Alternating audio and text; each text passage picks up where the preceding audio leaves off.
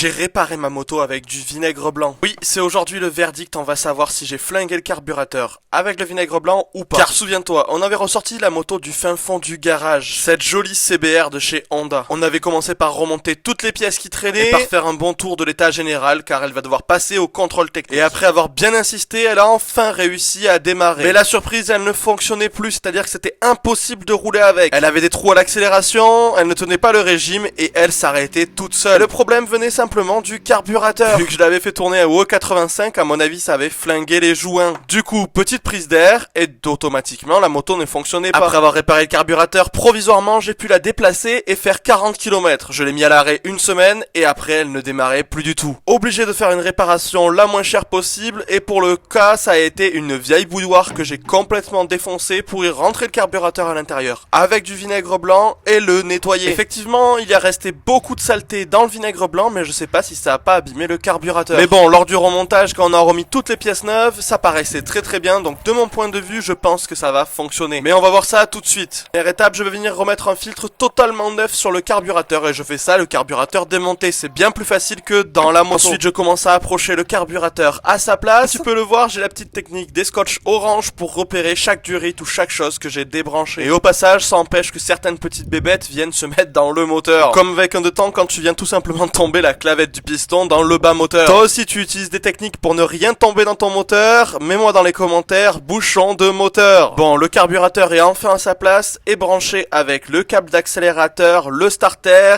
et les réchauffeurs qui se trouvent sous le carburateur. C'est où il y a le liquide de refroidissement qui passe et à chaque fois je suis obligé de le vidanger. Et j'avoue que je m'en suis pas encore occupé donc j'ai pas trouvé de solution, donc on remettra de l'eau à la place du liquide de refroidissement pour faire les essais. Bon, on accélère un petit peu, on remet la boîte à air, le réservoir et on met quelques coups de démarreur pour amorcer le carburateur. À présent, un moment décisif. La moto démarre nickel, mais est-ce qu'elle va tenir le ralenti? Est-ce qu'elle va être stable?